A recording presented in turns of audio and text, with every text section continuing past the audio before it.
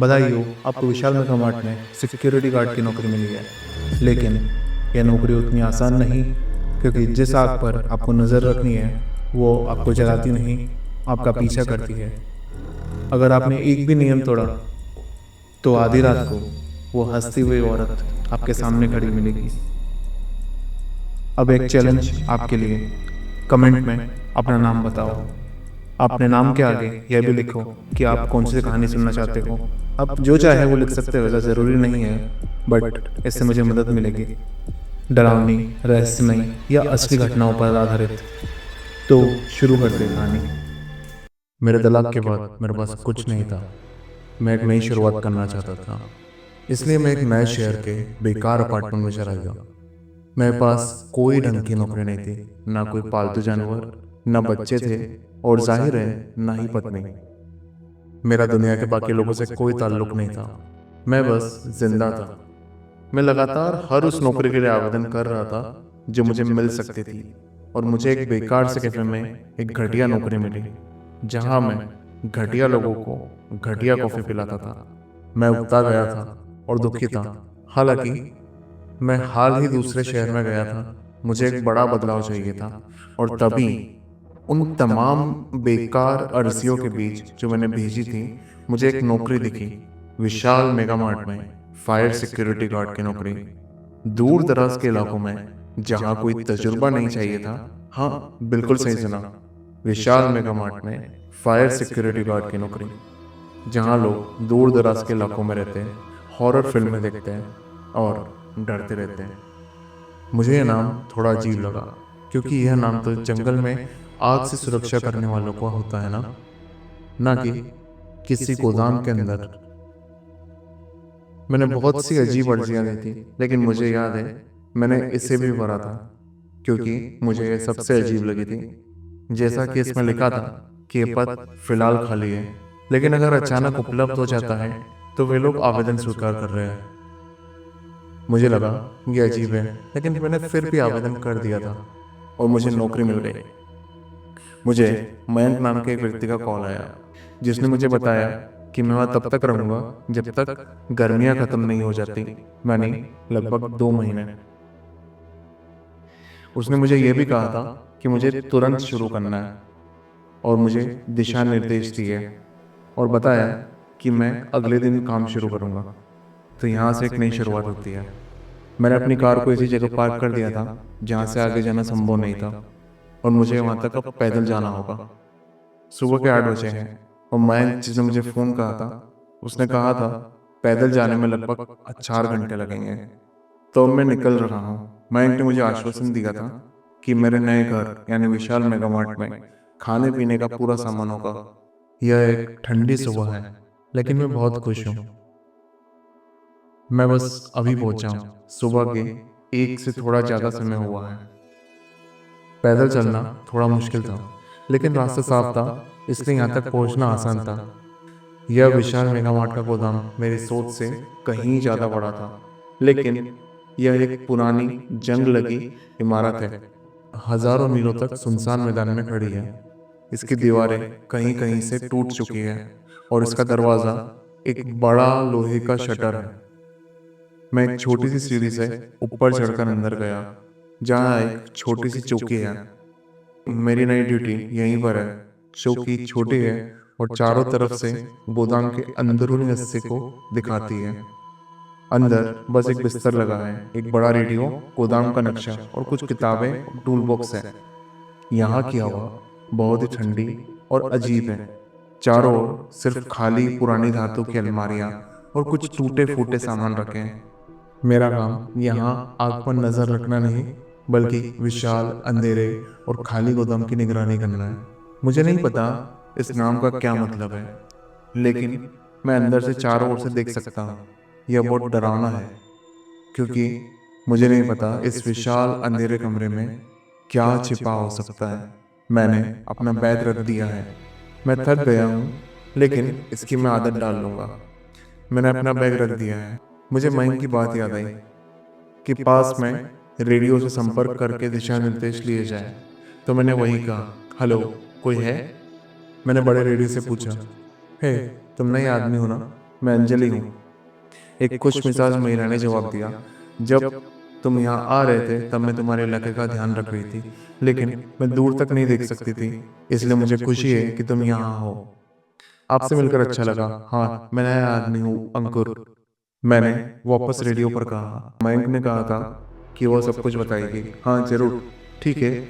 तुमने रेडियो चलाना सीख लिया है, यह एक अच्छी शुरुआत है।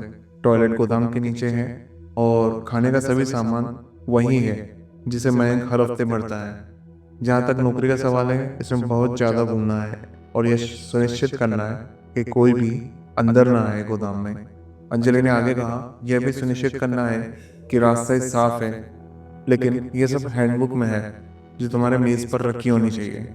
उसे पढ़ लेना। शुक्रिया अंजलि, मैं इसे पढ़ लूँगा और फिर तुमसे बात करता हूँ, मैंने जोश में कहा। अगर मुझसे कोई सवाल हो तो तुम्हें रेडियो करूँगा। कोई जवाब नहीं आया। ठीक है, ये एक अच्छी शुरुआत है। मैंने अपनी हैंडबुक पकड़ी, उसे पलटना शुरू कर दिया था।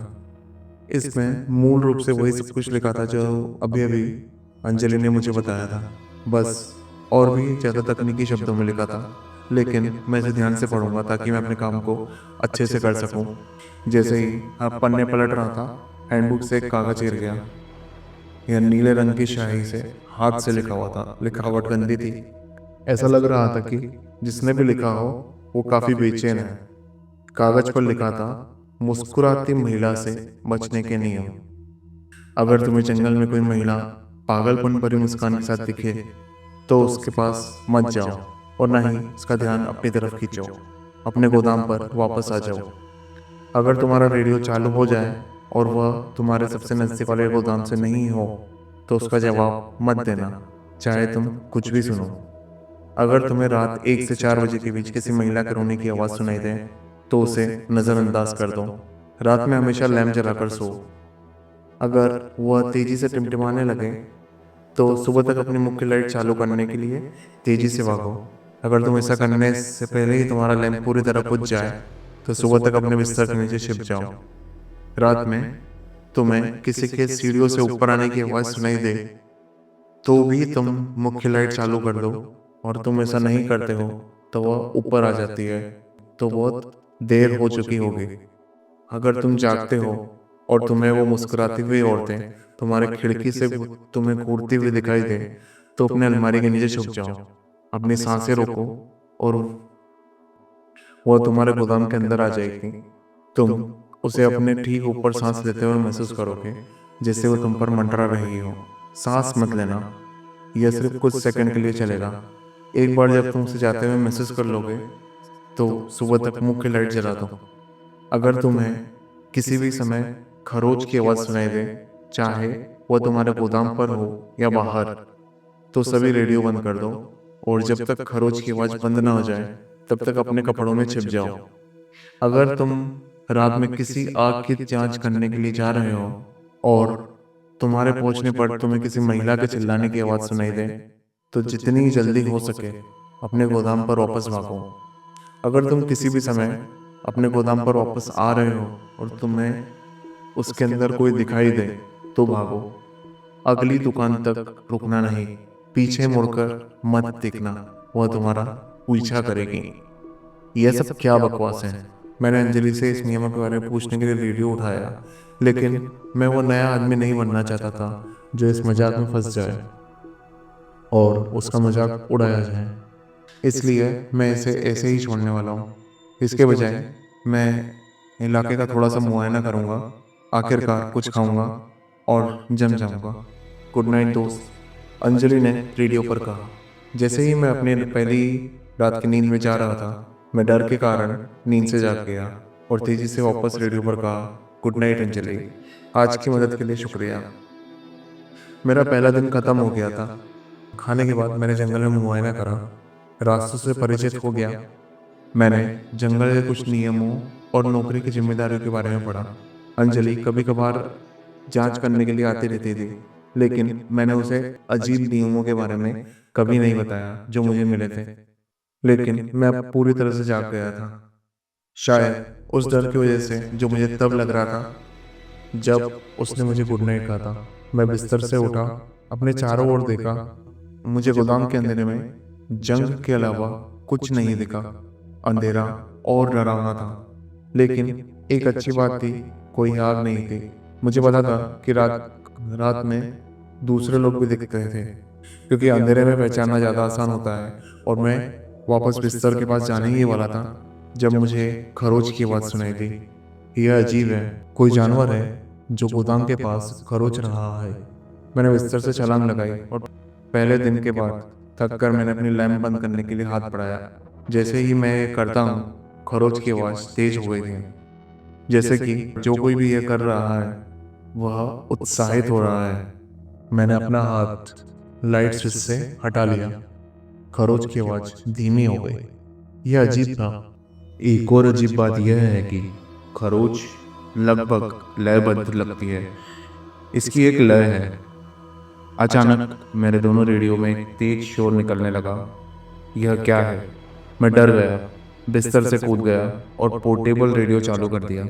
और जैसे ही मैं बड़े रेडियो से छेड़छाड़ कर रहा था, मेरी नज़र उन नियम की सूची पर पड़ी जो मैंने पहले देखे थे।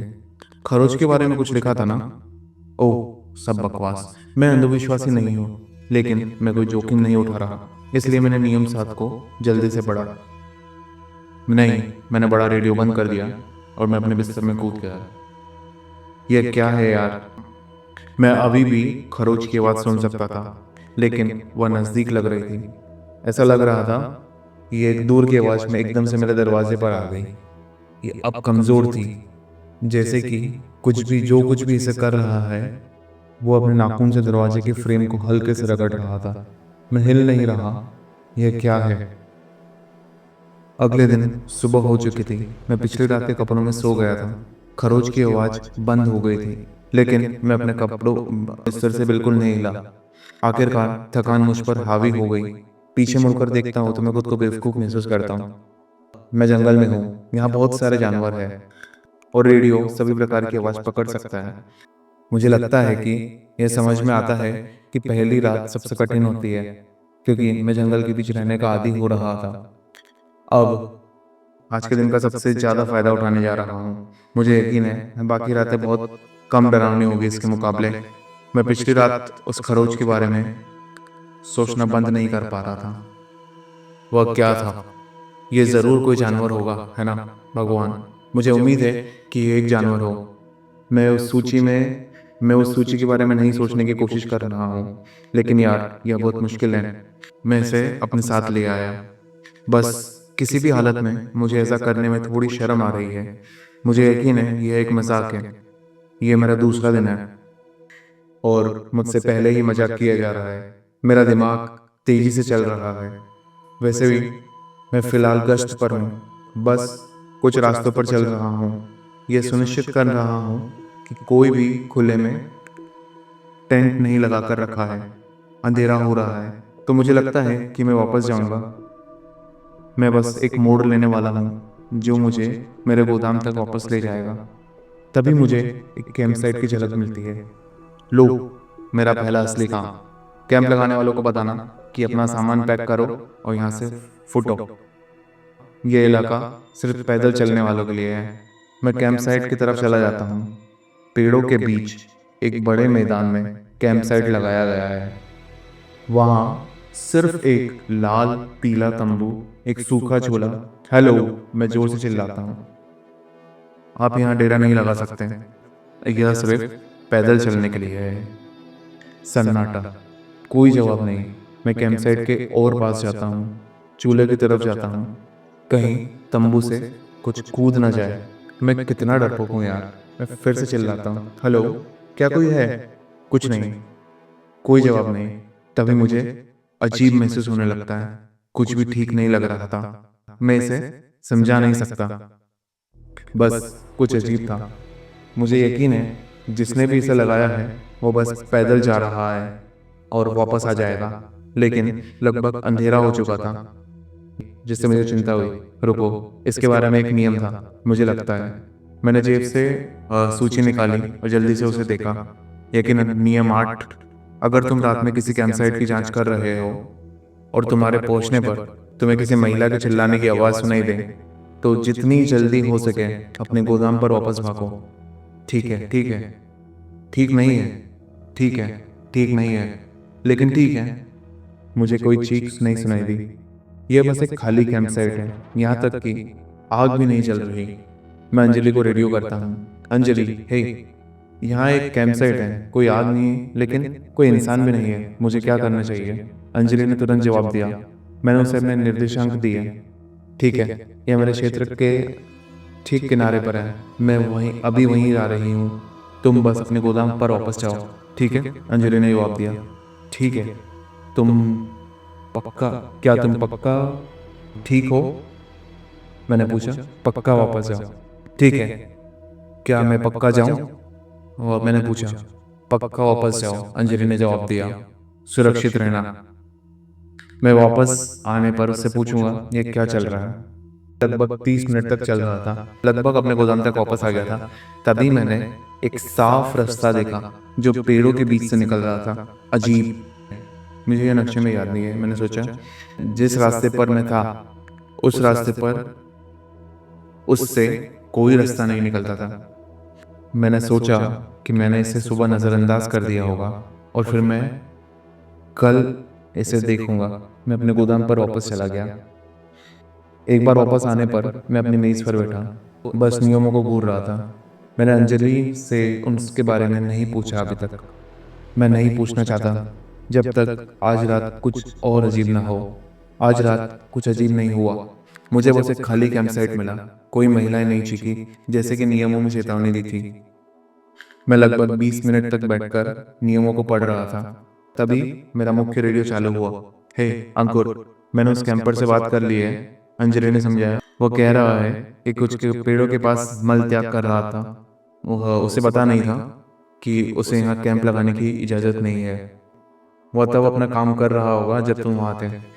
मैं अब उसे उसकी कार तक ले जा रही हूँ। सब ठीक है, ठीक है, इसके लिए शुक्रिया। गुड नाइट, मैंने जवाब दिया। मुझे बुरा लगा कि वह सिर्फ इसीलिए वहाँ तक गई। जैसे ही मैं बिस्तर पर गया, अगली दोपहर हो चुकी थी। पिछली रात ठीक थी, कोई दिक्कत नहीं हुई। मैं अब ज़्यादा सुरक्षित महसूस कर रहा हूँ। मैंने अपनी सूची मेज पर छोड़ दी है। आज सुबह मैंने बहुत खाया।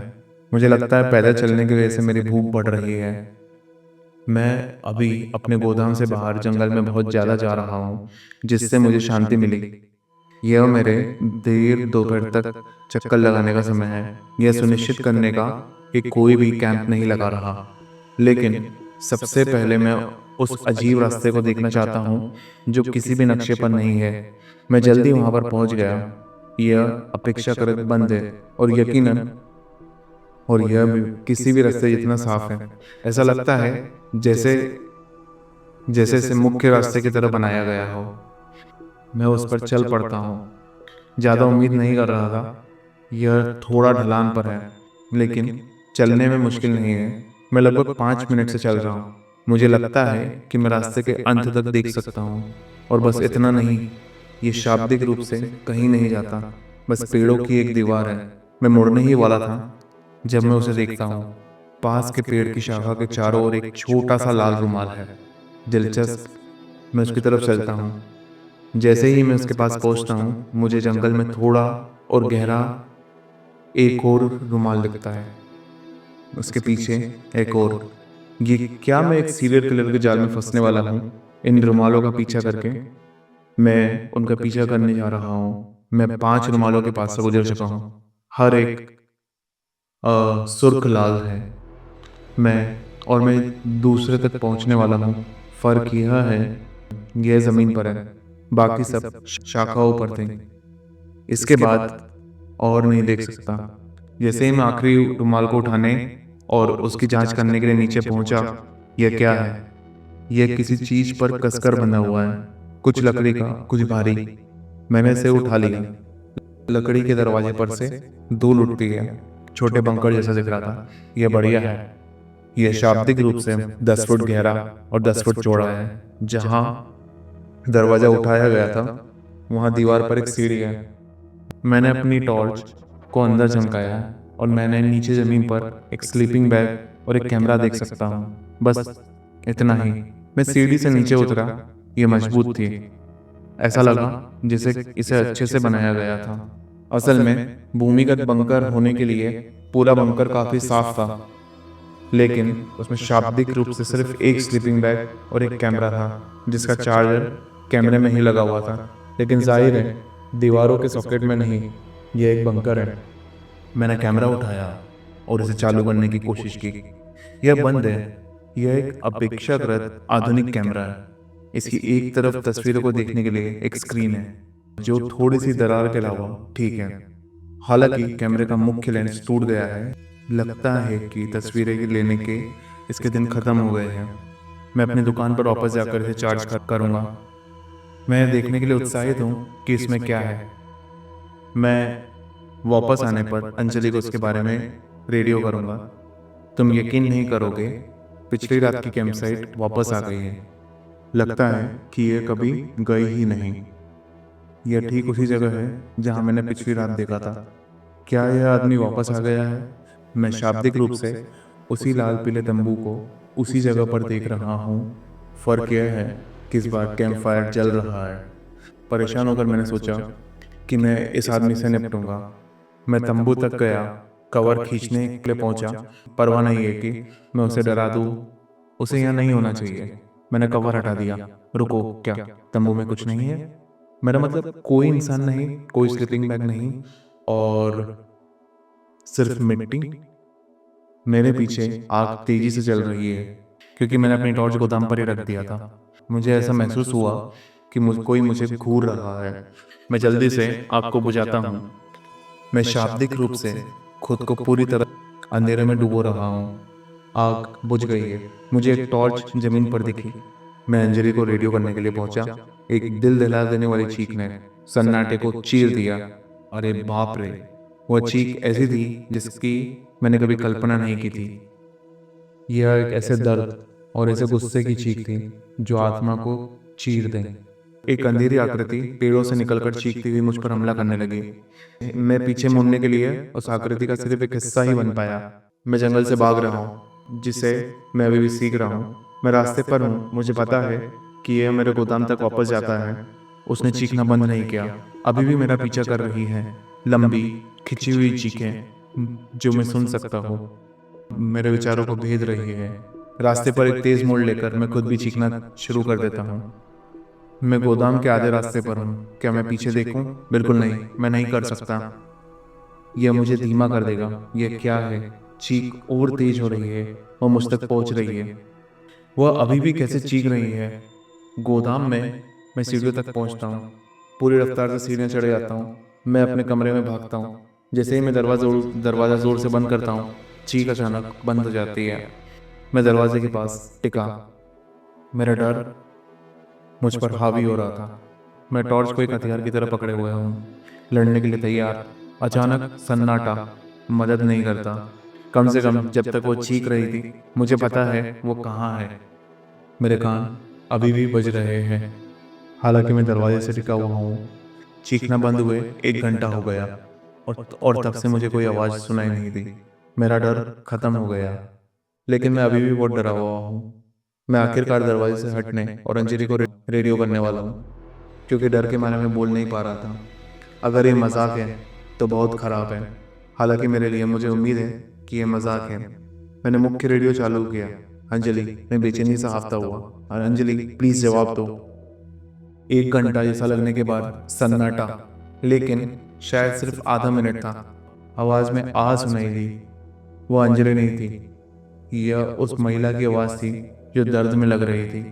अगर उस अजीब चीज़ ने मेरा पीछा किया तो अंजलि का क्या हुआ? जैसे ही मैं पूछने के लिए जवाब देने वाला था, रेडियो से फिर आवाज़ आई, जो एक और आग के रूप में शुरू हुआ। वह तेज़ हो गई और एक चीख में बदल गई, जो मुझे सपनों में डरा दे, उन्हें दर्द और गुस्से में भर देगी। वह मेरे रेडियो के जरिए चीख रही थी। मैंने उसे बंद कर दिया। अगले दिन, गुड मॉर्निंग यार, कैसी नींद आई? अंजलि ने सुबह कहा। अंजलि, मैंने पिछली रात की नींद की कमी से जवाब दिया। यह कौन सी सूची है जो मुझे मिली? कौन सी सूची? अंजलि ने जवाब दिया। मैंने उसे सब बताया, सूची मिलने से लेकर खरोच की आवाज़ और पिछली रात एक पागल दानवीय लड़की जो मेरा पीछा कर रही थी। अंजलि ने गहरी सांस ली, जैसे कि वो कह रही हो यह फिर से शुरू हो गया, ये पहले भी हो चुका है। असल में यह हर उस इंसान के साथ होता है जो तुम्हारे गोदाम पर काम करता है। अंजलि ने कहा, मुझे अभी नहीं पता कि मुझे क्या मानना चाहिए। पहले मैंने सोचा था कि लोग सिर्फ अकेलेपन से पागल हो गए, मेरा मतलब कभी कुछ दिखा नहीं। लेकिन हर्षित के बाद और तुम सिर्फ 4 दिन के बाद मुझे नहीं पता क्या मानना चाहिए। हर्षित, मैंने जवाब दिया। हर्षित कौन? तुमसे पहले वाला आदमी, वो तुम्हारे गोदाम में 1 साल से ज़्यादा काम कर रहा था, कभी घर जाने या छुट्टी लेने से इनकार कर दिया था। अंजलि ने कहा, वह एक सख्त आदमी था, वो अपने हाथों से अच्छा, उसके पास हमेशा कोई ना कोई प्रोजेक्ट चलता रहता था। कभी कभी अंत में उसे कई दिनों तक सुन नहीं पाती थी। मुझे लगता है कि वो पूरी रात गोदाम के बाहर रहा। मुझे नहीं पता कि वो कहाँ गया। अंत में क्या हुआ, मैंने पूछा। हाँ, वो गायब हो गया। मयंक को लगता है वो भाग गया, क्योंकि जब उसने जांच की तो गोदाम खाली था। कोई बैग नहीं, कोई सामान नहीं, कोई हर्षित नहीं। लेकिन मुझे नहीं पता कि वह 1 साल तक जंगल छोड़ने से इनकार करने के बाद क्यों छोड़ देगा, अंजलि ने कहा। लेकिन उसके गायब होने से पहले के महीनों में वह एक मुस्कुराती महिला से जुनूनी हो गया था। उसने दावा किया कि वह उसे रात में देखता था, लेकिन कभी विस्तार में नहीं बताया। अगर मैं उससे सवाल करती तो वह उसका जवाब देना बंद कर देता था। जैसा कि मैंने कहा, वो मुझसे ज़्यादा बात नहीं करता था, लेकिन उसके जाने से ये पता नहीं चला कि नौकरी के विज्ञापन में क्यों लिखा था कि नौकरी अचानक उपलब्ध हो सकती है। इसलिए मैंने अंजलि से इसके बारे में सवाल किया। मुझे इस बारे में नहीं पता, उसने जवाब दिया। मैं यहाँ 2 साल से काम कर रही हूँ। मयंक मुझे कभी कुछ नहीं बताता। और हर्षित से पहले किसने काम किया, मैंने सोचा। एक और आदमी, रवि, अंजलि ने कहा।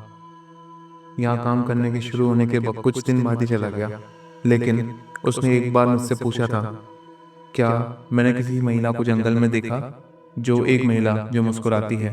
मैंने नहीं कहा। मैंने इस बात पर ज़्यादा ध्यान नहीं दिया। मुझे लगा कि अब वह अजीब था। मैं जानकारी की मात्रा से संतुष्ट नहीं था। मुझे यकीन नहीं था कि वह आमतौर पर ज़्यादा नहीं जानती या कुछ छिपा रही है। इसलिए मैंने उससे इस बारे में पूछने का फैसला किया। तुमने ये नौकरी क्यों ली? ठीक है। उफ, मुझे लगता है कि हम आज सुबह एक दूसरे के लिए खुल रहे हैं, है ना? अंजलि ने घबरा कर हंसा। मेरे सवाल का जवाब का इंतजार कर रहा था। मेरी बहन, अंजलि ने कहा। उसकी आवाज़ कांप रही थी। वो इस जंगल में गायब हो गई थी। यह मेरे शुरू होने से ठीक पहले हुआ था। मैंने ये नौकरी इसलिए ली ताकि मुझे नहीं पता, मैं उसे ढूंढने की कोशिश कर सकूं। मैं उन दूसरों की मदद करती हूँ जो खो सकते हैं। मुझे नहीं पता। तुम्हारी बहन के लिए मुझे अफसोस है अंजलि, मुझे पूछने पर बुरा लगा। हालांकि तुम बहादुर हो। मैं अब और कोई सवाल नहीं पूछने वाला हूँ, अभी नहीं। मुझे यकीन नहीं है कि वास्तव में मुझे कितना बता रही है, लेकिन इस समय मुझे लगता है कि यह मेरी सहयोगी है। मैं इसे ऐसे ही रखना चाहता। मैंने मुझसे बात करने के लिए उसे धन्यवाद किया। मैं उस पर भरोसा करता हूँ। मुझे लगता है मुझे थोड़ा ज़्यादा सहज महसूस हो रहा है। हालांकि मुझे नहीं पता क्यों हर्षित कथित तौर पर बस गायब हो गया, और हर्षित और रवि दोनों मुस्कुराती महिला देखने का दावा करते थे। ओह, क्या वो वही महिला थी जिसने पिछली रात मेरा पीछा किया था? जो कैमरा मुझे मिला था वो अब चार्ज हो गया था। शाम हो चुकी है। मैं अभी भी सोया नहीं हूँ। मैं वास्तव में हिला ही नहीं हूँ। मैं बस अंजलि द्वारा दी गई सभी जानकारियों को समझने की कोशिश कर रहा हूँ, लेकिन मैं नहीं कर सका। शायद कैमरा कुछ जवाब दे। ये स्क्रीन पर चमकता है 3 विकल्प: फोटो गैलरी, सेटिंग्स, वीडियो। मैंने गैलरी चुना। शुरुआती कुछ तस्वीरें कुछ ज़्यादा रोमांचक नहीं थी। एक झील की कुछ तस्वीर, एक घर की, एक कार की। कुछ भी ऐसा नहीं जो मेरी मदद कर सके। मैं उन्हें तेजी से पलट रहा था कि मुझे पता नहीं चला कि मैं एक गोदाम की तस्वीर को पीछे छोड़ दिया, और गोदाम के आधार पर एक परिवार 3 लोगों का। पिता के गहरे बाल, काफी लंबे, ऐसा लगता है कि जैसे उन्होंने आउटडोर का तजुर्बा है। एक मजबूत आदमी, माँ, एक गोरी महिला जिसकी मुस्कान सुंदर है, उसकी बाह उसके पति के कंधे पर है। तीसरा सदस्य एक बच्चा जिसके छोटे भूरे बाल हैं, जो अपने पिता से काफ़ी मिलता जुलता है। मैं तस्वीरें देखता रहा, लेकिन अब परिवार को एक साथ नहीं देखा। सिर्फ उस आदमी को, वो मेरे गोदाम के अंदर सेल्फी ले रहा था, मेरे खिड़की से, आउट हाउस से, और कुछ रास्तों की तस्वीरें ले रहा था। क्या यह हर्षित है या रवि? अगर हर्षित था तो वो अपने परिवार को देखने के लिए जंगल क्यों नहीं छोड़ा? और तस्वीरें फिर अजीब हो गई। अगली तस्वीर एक बंकर की थी, वही बंकर जो मुझे पास में मिला। यह अधूरा लग रहा था, एक काम प्रगति पर। हर तस्वीर के साथ कुछ ज़्यादा पूरा लग रहा था। जिसके पास ये कैमरा था वो इसे बना रहा था। अंजलि ने कहा था कि हर्षित अपने हाथों से अच्छा था, है ना? वो जंगल में गोदाम के इतने पास में बंकर क्यों बना रहा था? अगली तस्वीर अंधेरे में एक पेड़ की थी। असल में अगली 4-5 तस्वीरें इसी पेड़ की थी। पेड़ के आधार पर एक परछाई, एक अजीब विकृत परछाई, एक परछाई जो समझ में नहीं आती। क्या हर्षित, जो मध्य में यह आदमी है, वह किसी की तस्वीर लेने की कोशिश कर रहा था? क्या वह मुस्कुराती महिला की तस्वीर लेने की कोशिश कर रहा था? यह शोर क्या था? क्या समय हुआ है? सुबह के 2:13 है। किसी चीज़ ने मुझे अभी जगाया। मुझे अब कुछ सुनाई नहीं दे रहा, लेकिन किसी चीज़ ने यकीनन मुझे जगाया। मैं पिछली रात इतना थक गया था कि मैं खुद नहीं जगा होता। शायद यह मुझे हल्के रोने की आवाज़ सुनाई देती, एक महिला के रोने की। यह ज़्यादा नज़दीक नहीं लगती, लेकिन मैं बिस्तर पर बैठ गया, एक लंबी दुखी आहें सुनता हुआ। मुझे ये नियम पता है, नियम 3। अगर तुम्हें रात के 1 बजे से 4 बजे के बीच किसी महिला के रोने की आवाज़ सुनाई दे तो उसे नज़रअंदाज करो। सिवाय इसके मैं इसे नज़रअंदाज नहीं कर सकता था। ये बहुत उदास लग रही है, बहुत टूटी हुई। मेरा एक हिस्सा जाकर उसकी मदद करना चाहता था, मेरा दूसरा हिस्सा जांच करना चाहता था, जवाब पाना चाहता था। कोई भी हिस्सा इसे नज़रअंदाज नहीं करना चाहता।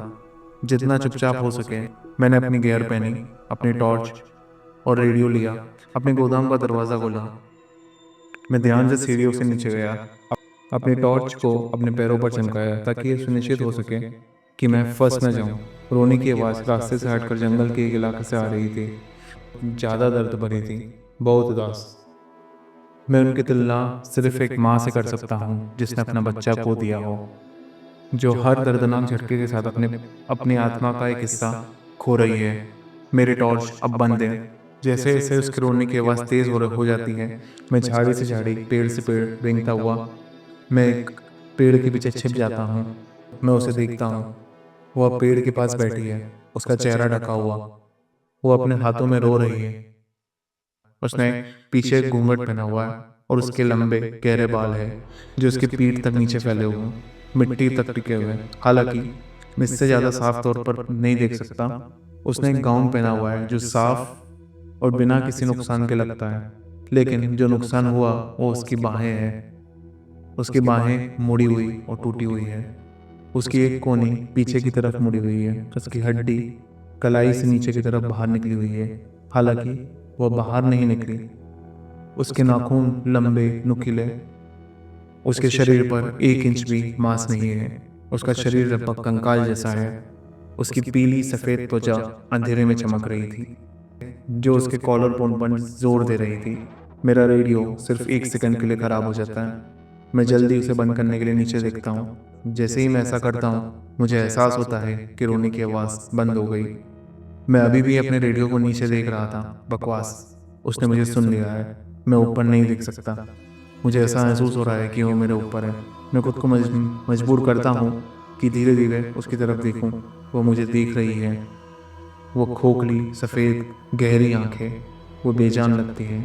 उसकी आंखों की सफ़ेदी उसकी गहरी पुतली उसे बड़ा एक विरोधाभास प्रदान करती है। उसकी भुएं उठी हुई है, वो मुस्कुरा रही है। उसकी मुस्कान अस्वाभाविक रूप से चौड़ी है, जो उसके चेहरे पर कुछ ज़्यादा फैली हुई है, जितना संभव होना चाहिए। उसके सभी दांत को छुपा रही है।